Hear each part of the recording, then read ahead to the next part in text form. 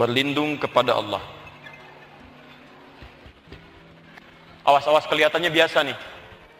Bu, Pak, mau sholat, tiba-tiba ada godaan, tunda dulu. Begitu itu muncul, langsung berlindung kepada Allah.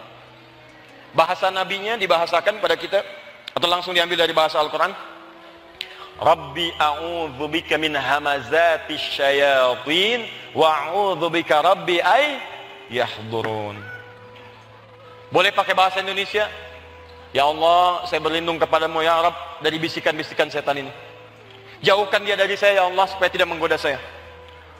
Ya, jadi pokoknya kalau Anda belum hafal doanya, Allahumma inni a'udzubika min hamazatis syayatin wa a'udzubika rabbi ay yahdurun. Ambil yang paling singkat, a'udzubillahi minasyaitonir rajim. A'udzubillahi minasyaitonir rajim. A'udzubillahi minasyaitonir rajim. Kalau godaannya kuat, keluarkan lewat lafaz yang kuat. Keluarkan supaya dengan kalimat yang kuat itu bisa menguatkan pada diri Anda untuk menekan godaannya. Malam-malam mau tahajud misalnya, tiba-tiba ada godaan. Rabbi a'udzubika min hamazatis syayatin wa a'udzubika rabbi ay yahdurun. Kepanjangan, a'udzubillahi minasyaitonir rajim. A'udzubillahi minasyaitonir rajim. Semakin kuat, a'udzubillahi minasyaitonir rajim. Kalau Anda ingin dengan bahasa Anda boleh. Ya Allah, saya berlindung kepadamu ya Rabb dari setan yang menggoda ini. Ya Allah, jauhkan saya dari setan ini ya Allah. Jauhkan saya dari setan ini ya Allah. Setan, pergi kamu. Saya tidak akan taati kamu. Boleh dengan bahasa kita. Paham? Poinnya adalah segera berlindung kepada Allah Subhanahu wa taala. Suami di kantor saat digoda untuk mengerjakan proyek yang tidak baik, ya Allah, jauhkan saya dari setan ya Allah. A'udzubillahi minasyaitonir rajim. Awas, hati-hati. Pekerjaan diarahkan pada yang tidak baik, minta. Di rumah tangga ada godaan-godaan, pikiran yang tidak baik. Begitu suami belum pulang, telat 30 menit, pikiran buruk, ibu berlindung. Ya Allah, saya berlindung kepadamu dari pengaruh buruk yang diberikan setan pada saat ini. Paham sampai sini? Mbak, ini yang disimbolkan oleh kejadian saat Jamarat itu. Karena yang pertama digoda pada diri sendiri. Nabi Ibrahim akan menunaikan tugas dari Allah Subhanahu wa taala untuk menyembelih putranya Ismail. Tiba-tiba datang setan membisikkan keraguan pada dirinya. Maka apa yang dilakukan oleh beliau?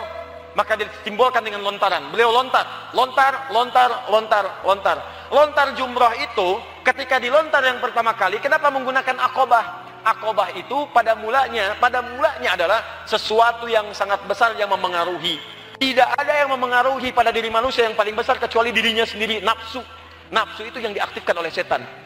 Di antum ketika datang setan menggoda ini, langsung minta perlindungan kepada Allah. Kenapa minta kepada Allah? Karena tidak ada yang lebih tinggi kekuatannya daripada setan kecuali penciptanya sendiri, yaitu Allah Subhanahu wa taala. Saya tanya pada antum. Antum nggak bisa berlindung, minta perlindungan pada polisi. Melayani sepanjang hati, ya tapi nggak bisa. Berhadapan dengan setan itu nggak akan bisa. Polisi itu manusia, masih bisa tidur. Setan itu bahkan datang dalam tidur. Anda yang bermimpi buruk sedang dimasuki oleh setan. Setan datang dalam tidur, Anda bayangkan. Maka Anda mesti berlindung kepada, jangankan tidur, ngantuk pun tidak. Allah yang memiliki sifat itu. Dia jangankan tidur, ngantuk pun tidak. Bahkan diturunkan ayat untuk menegaskannya. Ya, Quran surah kedua ayat 255. Allahu la ilaha illa huwal hayyul la ta'khudhuhu sinatu wa la naum. Apa artinya sinah? Di terjemahan disebutkan ngantuk, bukan sekedar ngantuk. Karena ngantuk itu punya dua makna dalam bahasa Arab, punya dua istilah. Satu nu'as, kedua sinah. Kalau nu'as, ngantuk yang tiba-tiba ngantuk, tiba-tiba tidak. Tiba-tiba ngantuk, tiba-tiba tidak. Manusia nu'as, karena kadang-kadang ngantuk, kadang-kadang tidak. Pengajian, ngantuk. Keluar dari pengajian, tidak, gitu kan? Malam, ngantuk. Siang, tidak. Kerja, ngantuk. Dapat gaji, tidak. Itu biasa. Pengajian, ceramah, ngantuk. Dapat snack, tidak. Itu biasa. Tapi Allah tidak. Tidak pernah ngantuk sepanjang aktivitas, disebut dengan sinatun. Sinatun, sifat yang tidak mungkin muncul ngantuk di dalamnya. Paham di sini? Maka ketika Anda digoda oleh setan, berlindung kepada Allah, bacakan ayatnya. Makanya ayat ini disebut dengan ayat apa namanya? Kursi. Ya, kalau tidak mempan dengan ayatnya, lempar dengan kursinya sekalian. Satu. Dua. Awas. Ini kelihatan sederhana tapi penting. Siapa tadi musuh yang pertama menggoda kita? Setan. Maka tutup celah-celah setan itu untuk menggoda. Tutup. Bikin hijab. Hijab.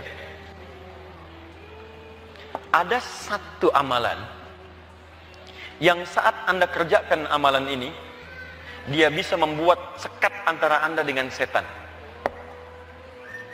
Ini rahasia. Saya bagi antara kita saja pagi ini. Amalan ini adalah interaksi dengan Al-Quran. فَإِذَا قَرَأْتَ الْقُرْآنَ جَعَلْنَا بَيْنَكَ وَبَيْنَ الَّذِينَ لَا يُؤْمِنُونَ بِالْآخِرَةِ حِجَابًا مَسْتُورًا. Al-Quran.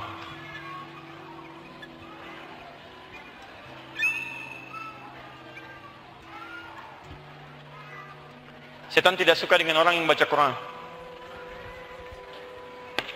Setan tidak suka dengan orang-orang yang ahli Quran.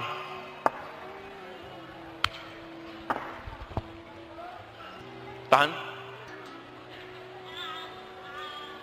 Sudah? Maka saat Anda sedang gelisah, sedang tidak enak, sedang ada godaan-godaan yang tidak nyaman, ibu gelisah, tiba-tiba ada godaan tidak enak, ya, prasangka tidak baik pada orang lain misalnya, atau pada suami, atau hal-hal yang tidak nyaman, ambil wudhu, baca Quran. Baca Quran. Rajin Anda. Begitu Anda rajin, apalagi ahli Quran. Kalau ahli Quran itu dia mengandung Quran. Yang dikandung itu firman Allah. Ketika firman Allah ada dalam dirinya, maka setan akan menjauh dari dirinya. Hati-hati. Ingat, makanya penghafal Quran dulu itu tidak disebut dengan hafid. Penghafal Quran bukan hafid dulu istilahnya. Penghafal Quran dulu istilahnya disebut dengan hamilul Quran. Hafid asalnya yang hafal hadis, 100.000 hadis dengan sanadnya disebut hafid. Quran disebut hamil, hamilul Quran. Hamil yang mengandung, ibu hamil, ibu mengandung. Orang yang mengandung akan menjaga kandungannya dari segala hal yang bisa menghambat kandungan. Makanannya akan dijaga, perbuatan yang buruk akan dijaga, yang melukai akan dijaga. Anda mengandung manusia aja Anda jaga. Maka ketika Anda mengandung firman Allah, Allah yang berfirman yang akan menjaganya.